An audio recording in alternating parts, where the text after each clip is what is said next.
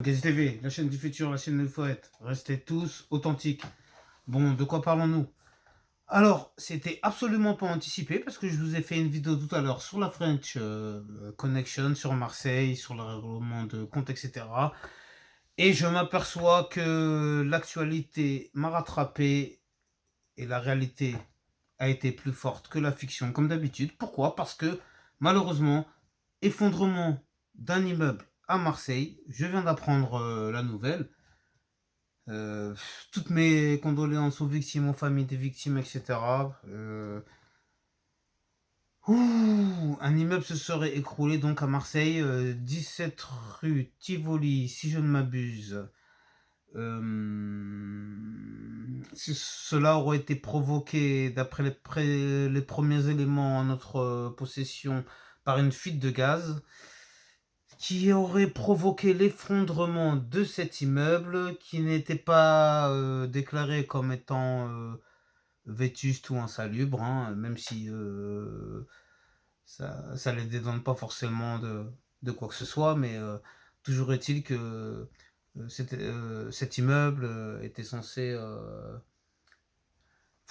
être sain, entre guillemets, et puis cette explosion est survenue. Donc moi, à part vous transmettre l'information, qu'est-ce que je peux vous dire sur ça? C'est que quand même, je voudrais passer un message à toutes les personnes qui sont propriétaires s'il vous plaît, de ne plus employer le gaz tout simplement, et de couper le gaz et de passer à l'électrique. Pourquoi je dis ça à l'heure où on n'arrête pas de nous bassiner avec Pouilline, hein. Je fais exprès de dire oui, Pouilline, pour voilà, passer entre les mailles du filet, mais euh, à l'heure où on nous dit oui, le gaz c'est trop cher, si ça, bon bah passons à l'électrique. Et parce que pourquoi? À des fins économiques et aussi pour se préserver ou pour se prémunir de ce genre de choses. Parce que moi, franchement, j'ai jamais trop été à l'aise avec le gaz. Parce que rappelez-vous, il y a ces histoires de personnes qui sont décédées aussi avec lorsque il y a une odeur des chaudières de gaz qui fuit, il y a une espèce de truc indolore, hein, je sais pas si c'est comme ça qu'on appelle ça. On ne peut même pas sentir l'odeur, mais qui peut vous empoisonner et vous tuer pendant votre sommeil, pardon. Et c'est pour ça, pour dire que moi j'ai jamais été trop été en confiance avec le système du gaz, hein, même si parfois on est obligé de l'utiliser, mais même une gazinière, dès qu'il y a du gaz, je suis pas tranquille. L'électricité, je sais pas, pour moi c'est plus simple, c'est plus sécure, hein, entre guillemets. Euh, Par exemple, une vitrocéramique ou quoi que ce soit, hop, on l'étend en 2 secondes, on arrive à gérer le truc, alors que quand c'est du gaz, c'est compliqué, faut appeler EDF, faut appeler tout ça, donc